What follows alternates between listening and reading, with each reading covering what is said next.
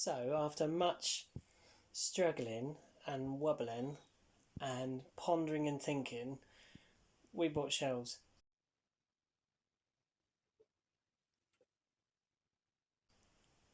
I made shelves. However, the first set of shelves turned out like this. We misjudged the weight of our board game collection quite considerably. It's not that we've got too many, it's the ones that we've got way too much. Yeah, they're just weighty guys. weighty little boys. Weighty little boys. So now we have upgraded the wood and we did it, and it looks like this. Look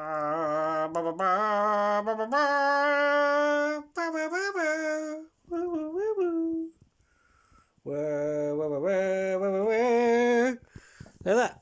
Looking cool. Hello everybody. It's a beautiful day in Cornwall and I've put up shelves again today. We've also been here to Kennegy, well that's Kennegy Manor Holiday Park, but up the way is Kennegy Farm.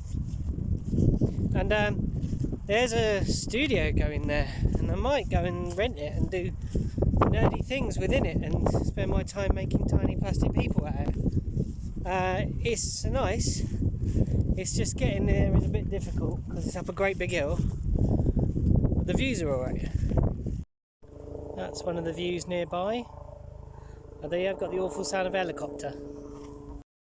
Even with helicopters, this is your walk back from the studio, it wouldn't be too bad, would it, eh? It's some sort of lovely grass. Listen to that rustle. Oh yeah. Russell Crowe.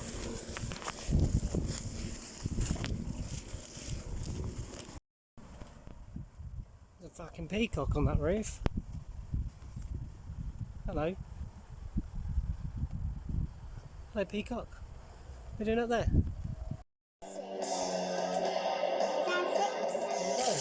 Quite a long one. Yeah, that's a 6. I've got one that do the whole side, look. Yeah, but I need a...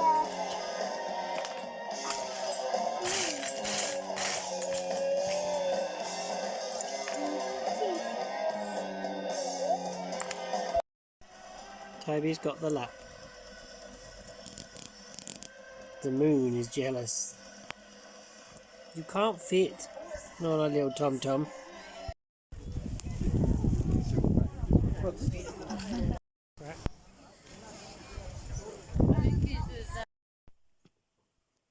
Around his fists. Try. And then go. Find him. Good boy. I am terrible. I'm a really bad person.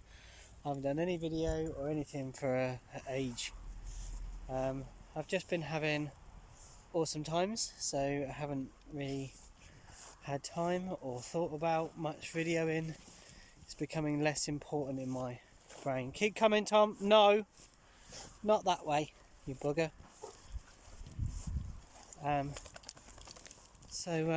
Yeah, we've just been I'll explain with some photos, because I did take some photos.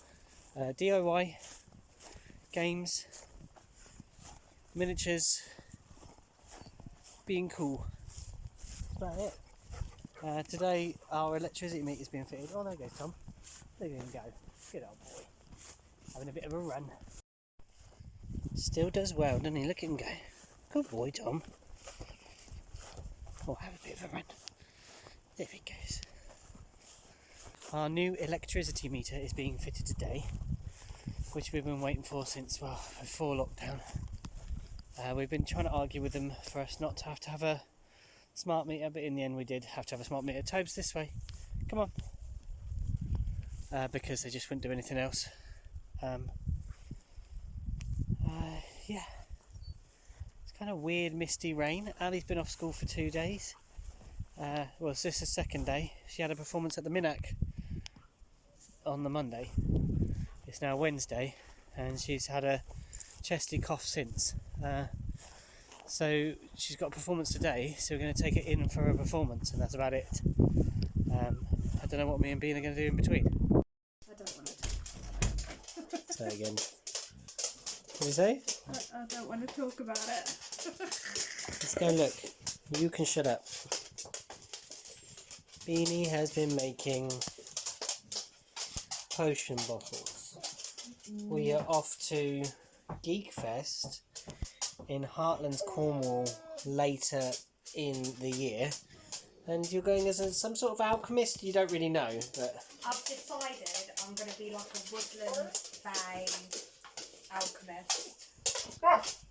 Popeye! How rude. Don't Secondly, I finished these guys.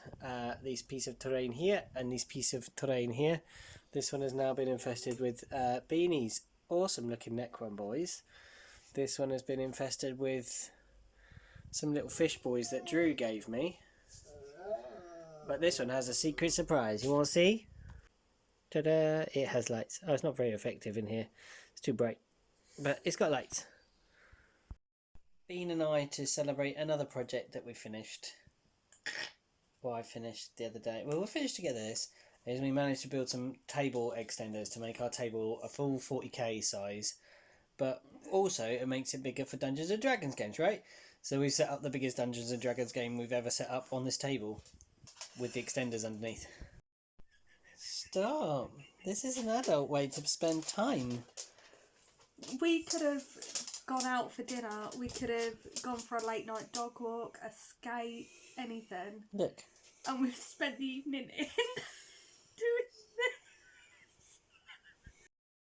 this. This is the market square that Beanie spent ages doing. You've got people selling all their gubs and doing all their stuff. This guy's even selling off his own little allotment. Look at that. Isn't that lovely? Oh, an angry Zeta over here. Having an argument with Mags the bar wench. Never an argument you're going to win, though. Little kobold fortune teller, yeah. And then we got this new build. The one with the... Oh, wait a minute. Let me just turn that on. Oh yeah. There's the lads. Inside... Oh, you've got gargoyles at the top of it, guarding it. Inside... Oh, it's a dinner party. Dinner party for two. Killian Norn, Charles Irwin, together again. Anyway, while Killian and Charles have a date, strange things are afoot in the graveyard. Spooky, ghosty goings on. There's also someone waiting for an execution. For once, the gibbard is empty. There's no one being caged to be punished from the village. Yet. Probably Charles by the end of the day. I was going to say, we do have Charles and Killian. So. Out onto the open road, the centaur is about, galloping through the forests.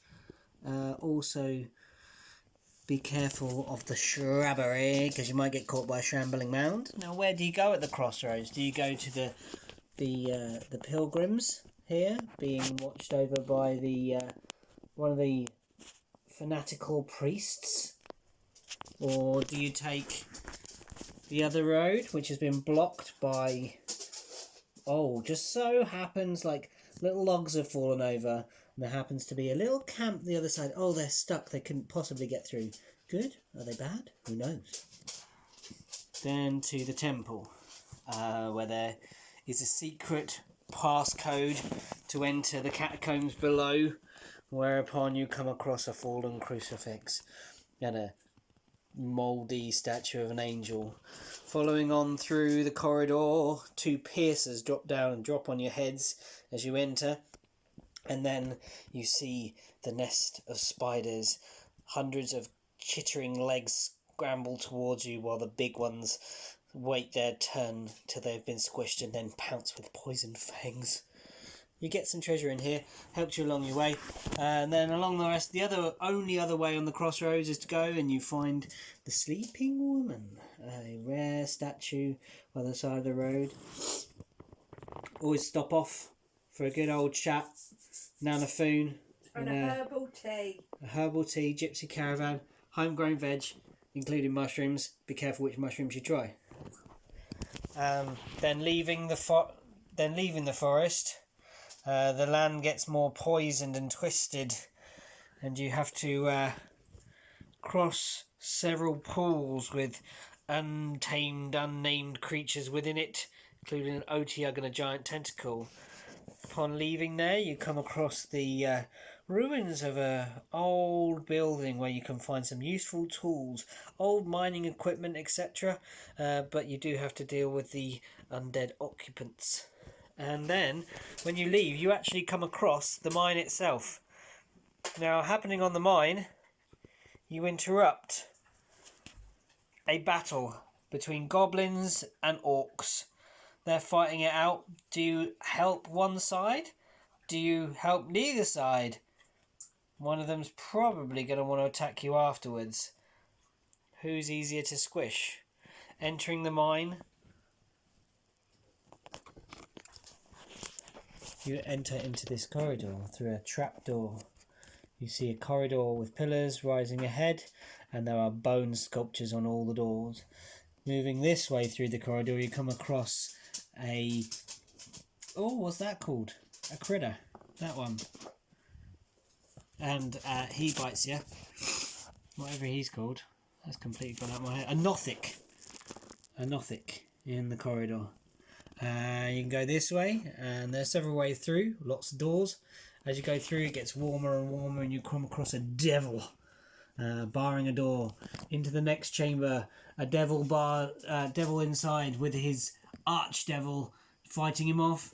And finally, up the final walkway, magma spewing everywhere. And then you have to face the almighty Balor.